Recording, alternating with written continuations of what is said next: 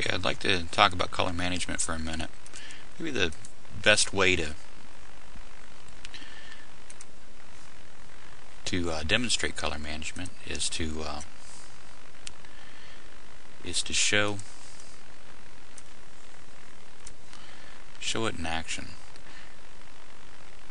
We're going to create an RGB image: red, green, and blue, and we can put black in there. Now, when we turn on the color manage display, we're going to select color profiles. Now they are found down in Windows System Spool drivers under color. Anything that you would have installed on your system should be in there as an ICC profile. There's advantages and disadvantages to all of them. One that I like to work with is Color Match RGB. There's also many other suitable RGBs. Try to stay away from sRGB or wide gamut RGB. Color Match is kind of a Goldilocks color profile. It does not create too many colors that can't be rendered on output devices, or too few that may limit the colors that you have to go into a CMYK color space. So we're going to set the RGB profile is the color space that you're going to be working within. The monitor profile is a profile that the colors that your monitor can display. You could I have calibrated my monitor here. We could use the calibration profile for my monitor for output. But if you can't create your own monitor profile, which most people can't, then I would go ahead and set that to your working space. For the CMYK profile, this is where it's going to be output. I have created a profile for our printing press for the particular ink set that we're using, a Cold Madden ink set printed at 200 lines per inch.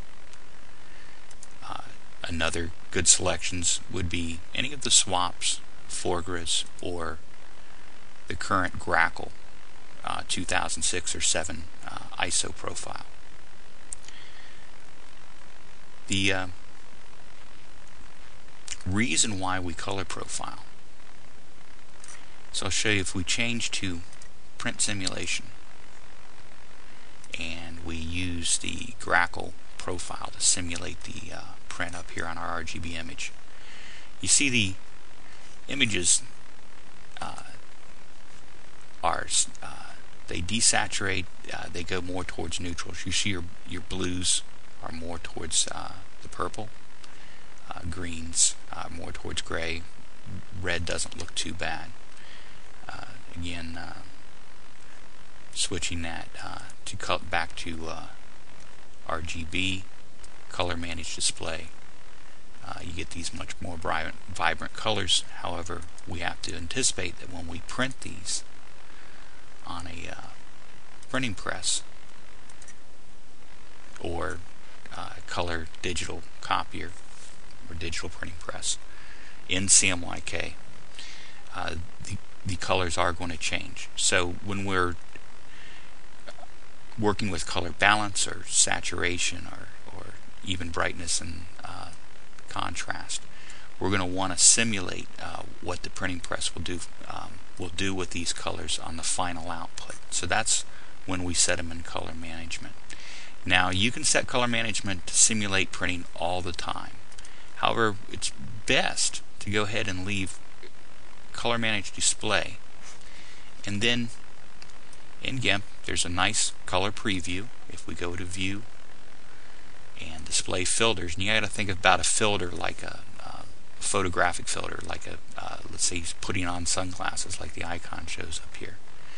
So you can be working in RGB and then open up color display filters and turn on color proof to check before you output from GIMP. GIMP is an RGB program. It's not working in CMYK, but the page layout programs that we're going to use next, when we export PDF from those, we are going to go into the CMYK color space, and so we're going to want to use again color management so that we can get a preview of what's going to happen before we get to that point. So color management isn't something that you want to do on your output device. Color management is something that you're going to want to do upstream when you're creating and color correcting and balancing images.